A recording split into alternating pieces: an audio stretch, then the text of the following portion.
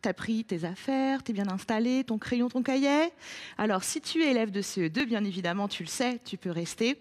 Cela te permettra de réviser les notions d'orthographe et puis de travailler avec nous sur la compréhension. Donc, comme je te l'ai dit tout à l'heure, nous allons réfléchir ensemble à la valeur de la lettre G. Je t'ai écrit un certain nombre de mots et je vais te demander de les classer dans un tableau. Alors, tu sais, dans ton cahier, tu traces un trait pour faire tes 2 colonnes.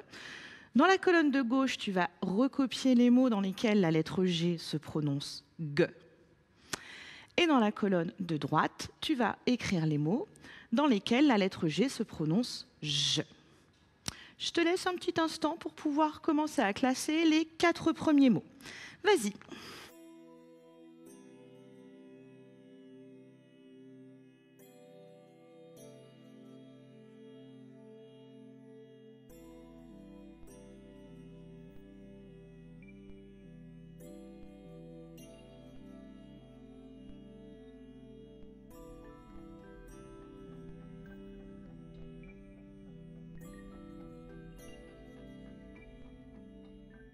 Très bien. Alors, si tu n'as pas eu le temps de classer les 4 mots, ne t'inquiète pas, tu sais qu'à chaque fois, nous le faisons ensemble. Alors, le premier mot, un guépard. Dans le mot guépard, la lettre G se prononce G. Un singe, on entend bien J dans le mot à la fin. Une girafe, cette fois-ci, la lettre G se prononce J, elle est placée au début du mot. Une cigale, très bien. Un pigeon, très bien, tu as trouvé. La lettre G se prononce J dans le mot pigeon. Un tigre, très bien, on entend G dans tigre.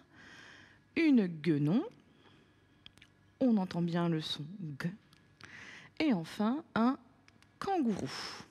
Cette fois-ci, dans le mot kangourou, nous entendons la lettre G fait le son G dans la deuxième syllabe.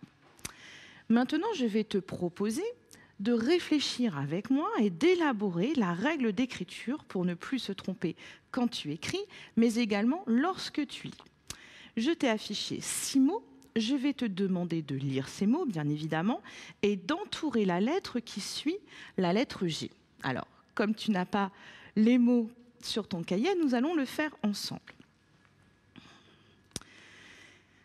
Donc, dans le mot une figure, la lettre G est suivie de la lettre U. Dans un gobelet, elle est suivie par la lettre O. Un ogre, elle est suivie de la lettre R. Dans un aigle, elle est suivie de la lettre L.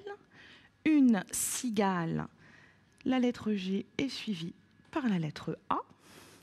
Une goutte, la lettre G est suivie par la lettre O. Fais bien attention ici, le O et le U sont ensemble pour former le son OU. Dans tous ces mots, on entend le son très bien, on entend le phonème G, et à chaque fois, c'est la lettre G qui le fait. Nous allons maintenant écrire ensemble la règle, de façon à ce que tu puisses bien la mémoriser. Ça, c'est important en classe, avec ta maîtresse, parfois, de prendre le temps d'écrire la règle et que ce soit toi qui la produise avec tes mots. Et aussi de trouver d'autres exemples. Alors, qu'est-ce que nous allons écrire? Oui, tu as raison. Alors, devant les lettres, qui sont des voyelles, U, O et A, la lettre G se prononce G. Très bien, mais également devant les consonnes. Je t'ai mis ici des exemples, L, R. Écrivons la règle maintenant. Donc, devant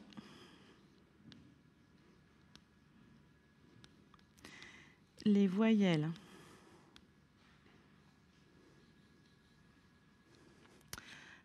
A, O, U et les consonnes,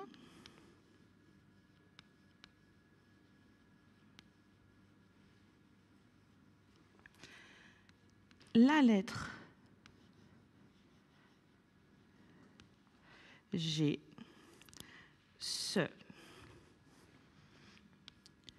prononce G.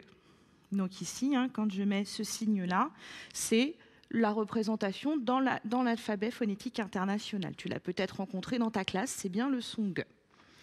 Continuons. Je te demande de faire la même chose dans les mots un guépard, une guitare et une guenon. Vas-y, entoure la lettre qui suit la lettre G. On le fait ensemble. Ici, dans guépard, la lettre G est suivie par la lettre U. Dans guitare également. Et dans guenon également. Mais que se passe-t-il? Est-ce que la lettre U, je l'entends? Non, tu as raison. Dans ces mots, les lettres G et U, donc le graphème GU, va se prononcer G, puisque après, j'ai une voyelle. Dans guitare, de même, ici, pour bien prononcer le son G, je suis obligée de mettre le G et le U. De même, dans guenon,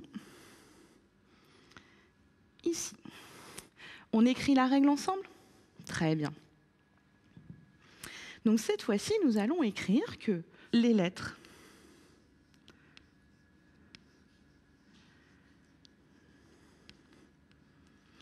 G, U font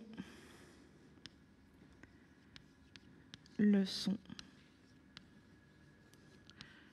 G devant les voyelles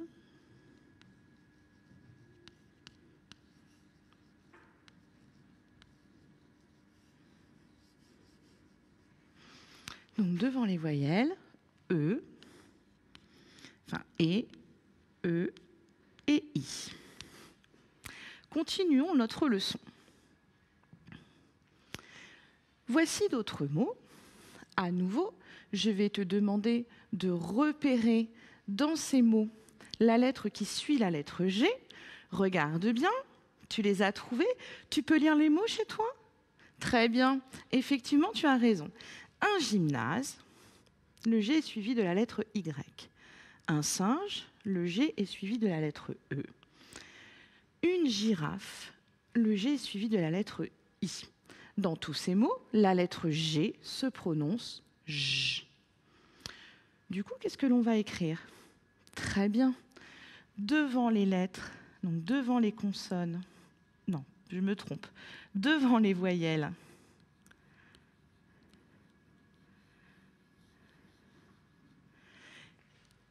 Y, E, I, la lettre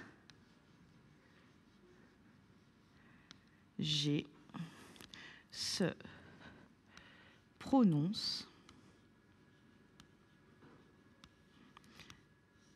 J, comme dans singe et dans girafe. Continuons, parce que tu sais que notre langue, elle est souvent compliquée et que nous, en tant qu'élèves et après en tant qu'adultes, on a beaucoup de mots à mémoriser quand on veut les écrire correctement. Un pigeon, elle mangeait. Alors, que se passe-t-il dans ces mots? Je regarde la lettre qui suit la lettre G. Ici, c'est le E. Et je vais aller un tout petit peu plus loin. À côté ici, donc dans « elle mangeait », on a un A. Ici, dans « un pigeon », on a un O. Qu'est-ce qui va se passer dans ces mots? Pour pouvoir bien écrire et prononcer le son J dans le mot pigeon, je dois écrire GE, puisqu'après, j'ai un O ou bien un A. Donc, dans ces mots particuliers, on va utiliser le graphème GE, donc les lettres G, E, se prononcent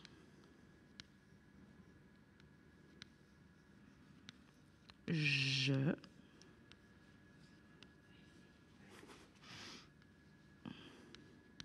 se prononce J devant les voyelles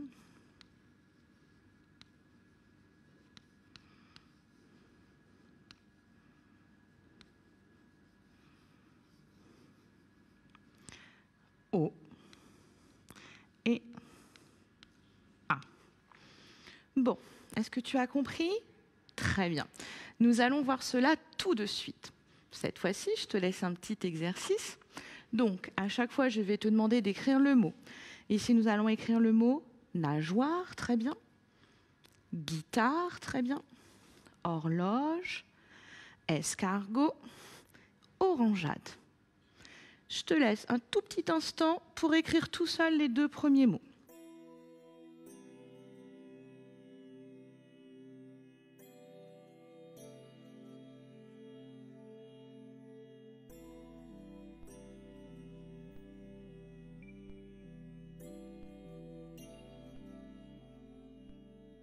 C'est bon? Tu as pu commencer à t'interroger?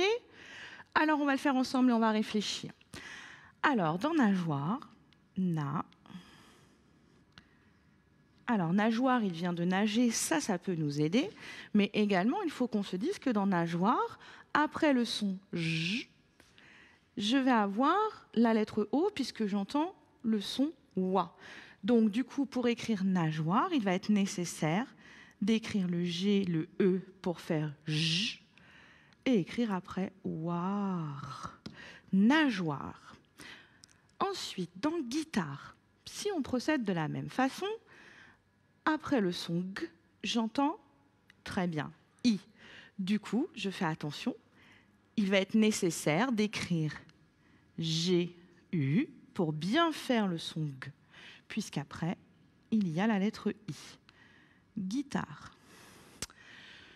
Horloge, alors attention, dans horloge, il y a une lettre muette au début qui est le H. Il faut savoir l'orthographier, le mémoriser, le connaître par cœur. Ici, le G se trouve devant la voyelle E. On entend bien le son J. Escargot, on y va. Escargot. Alors attention, dans escargot, j'ai une petite lettre muette.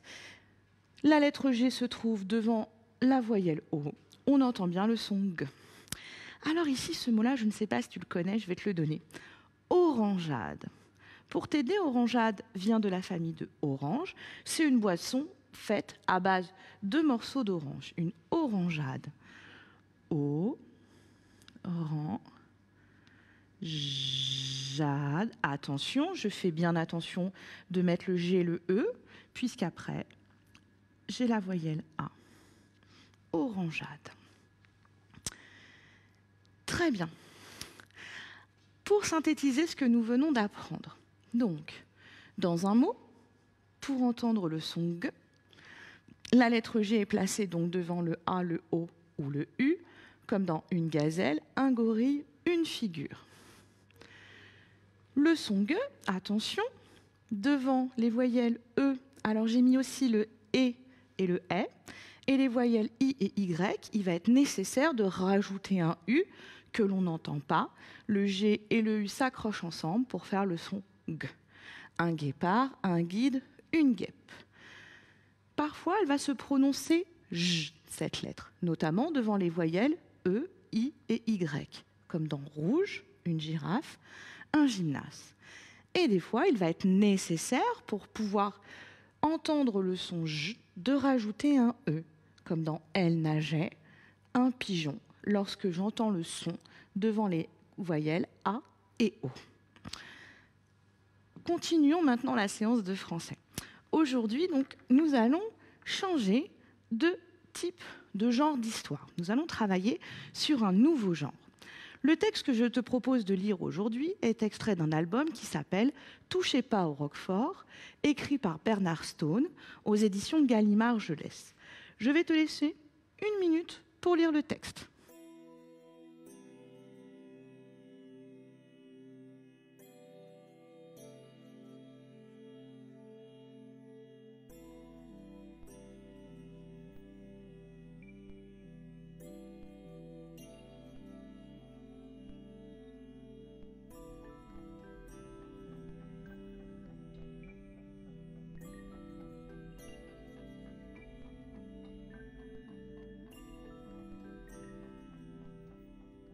Alors, je vais te relire le texte. Ne t'inquiète pas, si tu n'as pas eu le temps de tout lire, tu pourras retrouver le texte sur le site lumni.fr dans les fiches de prolongement.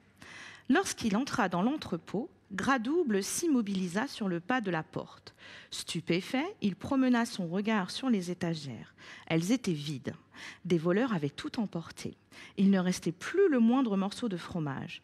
Une seule chose à faire, pensa immédiatement Gradouble, appeler l'inspecteur Souris à la rescousse. L'inspecteur Souris ne tarda pas à arriver sur les lieux, accompagné de son adjoint, Sam Letendu. « Dieu merci, vous êtes là, inspecteur. J'ai été cambriolé. Les voleurs ont emporté toutes mes réserves de fromage. » Gémit Gradouble. Je vais te poser quelques questions sur ce texte pour voir si tu l'as bien compris. Alors, quels sont les personnages? Combien tu en as trouvé? 3. On va vérifier. Effectivement, donc tu as raison, Gradouble, qui est la souris. Dans la dénomination utilisée dans le texte, dans les reprises anaphoriques, donc on le trouve sous la forme de « il ».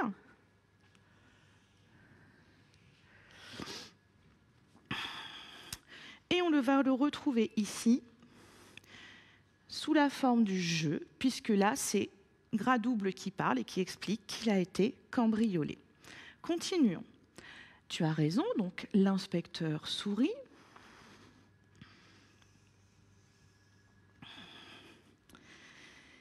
Et Sam Letendu. Alors, qui est Sam Letendu? Oui, tu as raison, c'est l'adjoint. Est-ce que tu sais ce que c'est qu'un adjoint? C'est un assistant. C'est une personne qui va aider l'inspecteur. Tu as peut-être aperçu également que dans le texte, l'auteur nous parle des voleurs.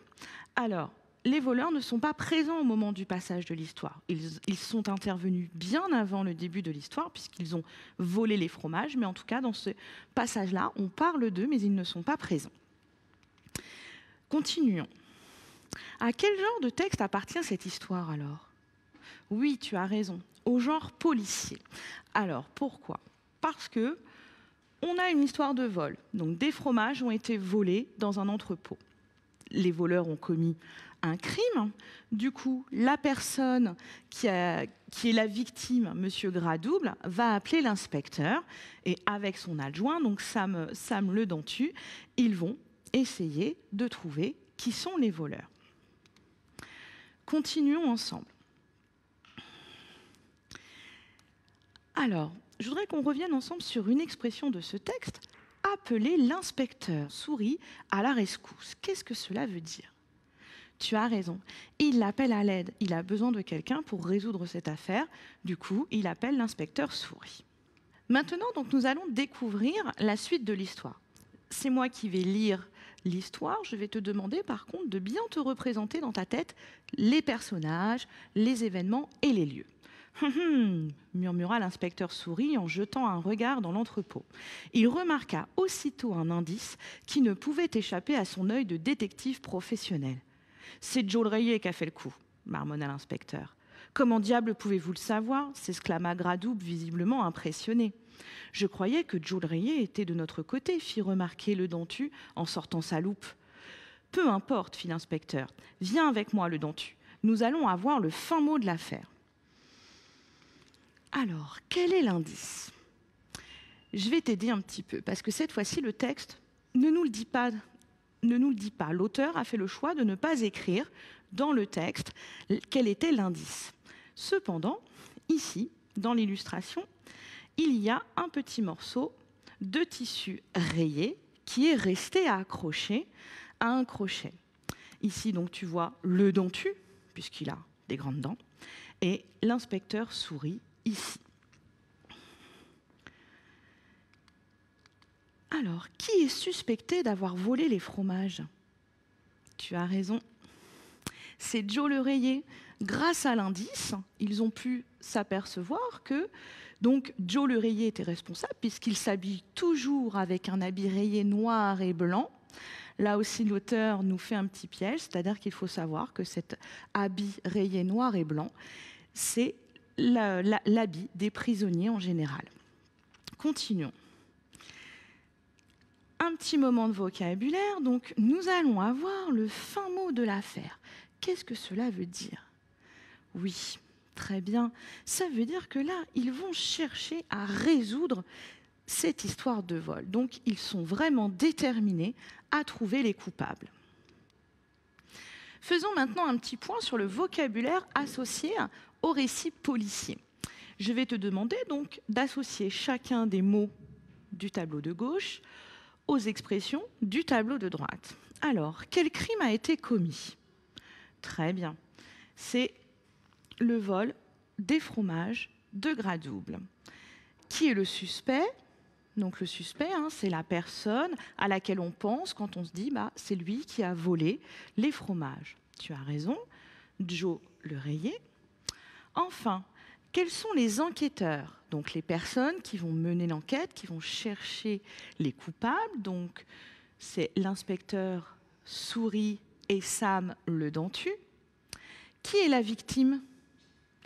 C'est gras double, effectivement, dans les histoires policières. La victime, c'est la personne qui est victime d'un vol, d'une agression, etc. Quel est l'indice? Nous avions vu donc que c'était un morceau de tissu accroché à un crochet.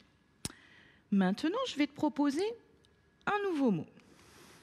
Les voleurs. Alors, avec quelle expression des deux colonnes cela peut aller? Très bien. Joe le rayé. On suppose, on imagine, que Joe le rayé est le voleur. Cambriolé. Oui, tu as raison. Qui a été cambriolé? Donc c'est la victime qui a été cambriolée. C'est gras double. Le cambriolage. Alors, quel était le cambriolage? Très bien, c'était le crime. Donc un cambriolage a été commis dans l'entrepôt de fromage. Et la loupe, très bien, donc c'est l'outil qu'utilisent l'inspecteur La Souris et Sam le dentu pour repérer les indices. Alors nous continuerons à découvrir cette histoire jeudi. Maintenant, passons à la dictée de phrases. Les phrases de la dictée vont porter sur les valeurs de la lettre G. Donc, souviens-toi de ce que nous venons de voir au début de la leçon, comment écrire le son G, comment écrire le son J, et surtout bien réfléchir aux lettres qui vont suivre la lettre G. Alors, je vais te lire une première fois la dictée. Il était une fois un ogre glouton. Il mangeait des courgettes et des groseilles, jamais de pigeons. Il se régalait aussi de guimauves parfumées. Alors, tu prends ton cahier, ton crayon, on y va. Il était une fois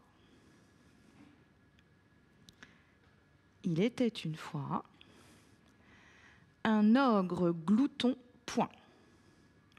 Un ogre glouton, point.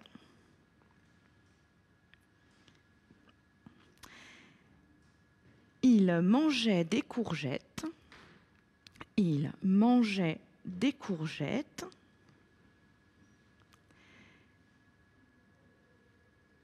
Et des groseilles. Et des groseilles. Virgule. Jamais de pigeons. Jamais de pigeons. Point. Il se régalait aussi.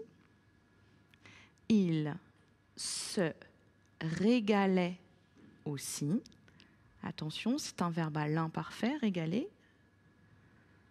Il se régalait aussi de guimauves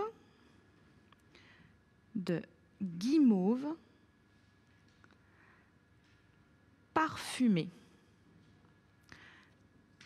De guimauves parfumées. Alors les guimauves, c'est des bonbons qui ressemblent au chamallow. Alors on y va, on va la corriger. Il était une fois. Alors cette expression, tu la connais, tu l'as souvent rencontrée dans les histoires que tu as pu lire. Tu as peut-être aussi eu souvent l'occasion de l'écrire. Attention ici à la lettre muette de fois. C'est un mot invariable, comme dans autrefois. Attention, je ne l'entends pas. Alors, il était ça, le verbe être ici, qui est un imparfait, aurait pu te donner un indice pour pouvoir écrire le mot se régalait. On continue. Il était une fois un ogre. Alors attention ici, hein, je te rappelle, on fait la liaison un ogre lorsque l'on lit, lorsque l'on parle, mais quand on écrit, j'ai bien deux mots. Un ogre. Glouton. Alors attention ici, donc glou, la lettre G est placée devant le L, elle se prononce G. Glouton. Point. Il mangeait. Alors, comment tu as écrit il? Très bien. On n'oublie pas la majuscule au début de la phrase. Mangeait. Alors, même si nous l'avions vu tout à l'heure, attention au son en. Manger, c'est un verbe que l'on a mémorisé, hein, il s'écrit A-N, le son en dans manger. Mangeait, donc je fais attention, ici je dois écrire les lettres G et E, puisque la terminaison de l'imparfait, c'est A-I-T ici. A-I-T. Alors, A-I pour dire que c'est l'imparfait, et le T pour signifier que c'est il, donc la troisième personne. Il mangeait des courgettes. Courgettes.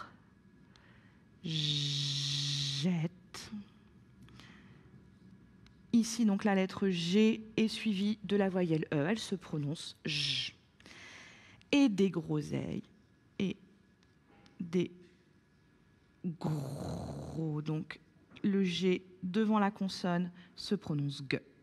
Groseille. Alors, tu te souviens, on avait déjà travaillé sur les mots qui se terminent en eille. Groseille, c'est un nom féminin. Donc, à la fin, je vais écrire le son eille, E-I-2-L-E.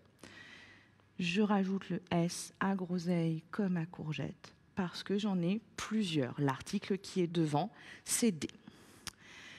Virgule. Jamais. C'est un mot invariable. J'espère que tu l'avais mémorisé, ce mot-là. Jamais de pigeon. Attention, ici, donc, pi. Dans pigeon, la lettre, le son J est suivi du son on. Donc, je sais qu'il commence par la lettre O. Je fais attention à bien écrire le E. Dans ce mot, attention, si je n'écris pas le E, alors j'aurais écrit pigon et pas pigeon. Fais bien attention. Point. Il se régalait. Il se régalait.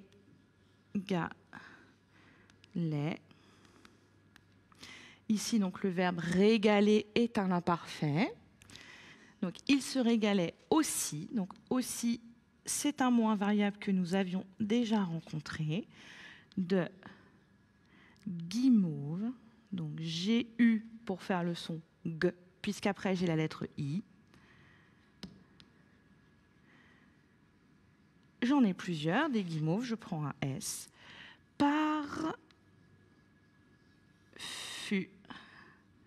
Mais attention, c'est l'adjectif qui s'accorde avec les guimauves, donc au féminin et au pluriel.